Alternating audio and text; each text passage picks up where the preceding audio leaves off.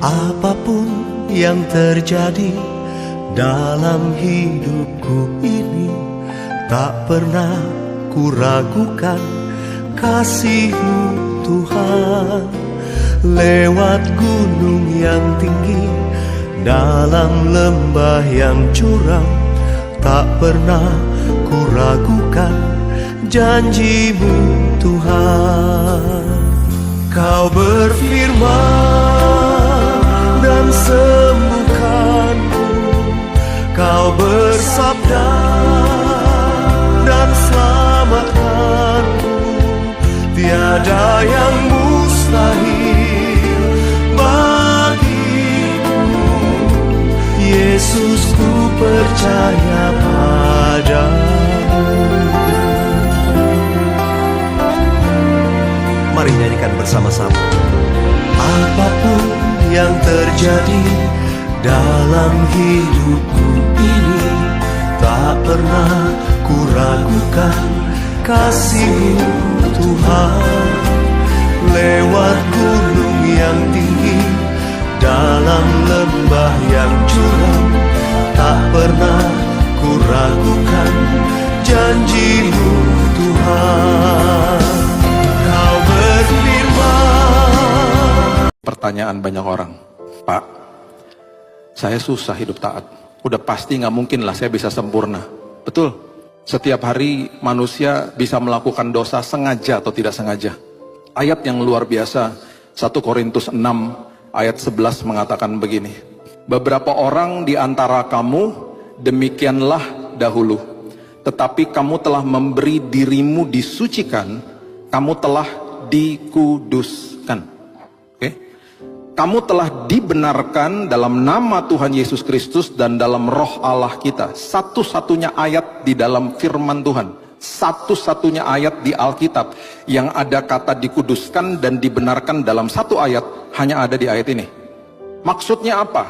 Dibenarkan dan dikuduskan. Ya. Waktu kita terima Yesus sebagai juru selamat, kita orang yang tidak benar, kita di-justified namanya, kita dibenarkan sama Dia. Kita dilayakkan sama Dia. Kita diberikan kualifikasi yang benar sama Dia. Oke? Kekudusan, jadi ini dua hal berbicara tentang sikap moral manusia. Ya, sikap moral manusia. Kekudusan itu adalah ketika setelah menerima Yesus, kita berjalan di dalam ketaatan akan firman Tuhan. Itu sebabnya banyak istilah-istilah mengatakan menjaga kekudusan. Ayo hidup kudus. Itu ketaatan. Dan kita tidak akan sempurna melakukan itu sebabnya Yesus katakan, aku kuduskan kamu setiap hari. Diberkati Tuhan, ingat baik-baik. Bukan untuk menindas orang lain, untuk merendahkan orang lain, untuk kamu meninggikan dirimu. Bukan. Tapi untuk mensejahterakan orang lain. Karena pada saat kamu melepas kebaikan kepada orang lain, kamu tidak akan pernah kekurangan. Saat kamu melepaskan berkat ini untuk orang-orang tuamu, ya, kamu tidak akan pernah kekurangan. Saat kamu melepas dan menggunakan uang itu untuk pekerjaan Tuhan, kamu tidak akan pernah kekurangan. Bahkan sampai ke anak cucumu Tuhan perhatikan. Makanya kamu harus tahu kemana uang ini harus dikeluarin. Jangan hanya untuk foya-foya, mangan-mangan terus, kampung tengah yang dipikirin terus. Kekayaanmu itu bukan untuk dirimu sendiri. Kehebatan, kepintaranmu bukan untuk diri kamu sendiri. Kejayaan, kebaikan itu bukan untuk diri kamu sendiri. Supaya kamu bisa meninggikan diri, supaya kamu bisa kelihatan, wah, beda dengan yang lain di bawah aku. How is it that this spirit is more afraid of the name of Jesus than the name of Allah? Yeah. And that was confusing to me. They found out that I'm a Muslim. I'm quite studied in Islam. I had studied Islam for 12 years. So they asked me to become the leader and the mosque. I mean, wow. So to teach, because I could read Arabic, I could teach it and everything. So I started doing that. I was praying and fasting and everything else. And during this time when I'm doing that, and so I have an encounter with a spirit, a demonic spirit, that comes into a room as I'm meditating in the Quran, and I'm like, no problem. Allahu Akbar. Allah is great, and I'm going to say the name of Allah and he's going to run away. Yeah. And so I said, Bismillah ar-Rahman ar-Rahim, A'udhu billahi minash shaitan rajim. He'll go, and he didn't. It Came didn't go. closer. Okay. And I was like, what? Oh, I should say my shahada, that I believe in Islam. So I believe in Allah and Prophet Muhammad and so on and so forth. It came closer. I started reading and reciting the Quran. It came closer.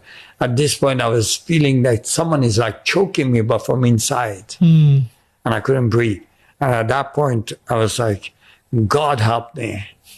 And the moment I said, God help me, I said it in Farsi, Khuda, the Alpha, So, and the moment I said that, I heard a voice, an audible voice, like you hear my voice. And the voice said, bring the name of Jesus.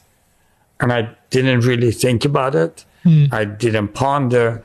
I felt like someone is drowning and has offered me a rope. I'm not going to be picky about the color. I just said, You stick it. I just opened my mouth and I said, Jesus, if you are the truth, show me yourself. And before I was finished with that sentence, that spirit had run away. Now, that wasn't a moment of celebration, but a confusion. Because, wait a minute, Jesus is a prophet. Allah is God. Allah is the greatest. Jesus is one of the 5 great prophets. How is it that this spirit is more afraid of the name of Jesus than the name of Allah? Yeah. And that was confusing to me.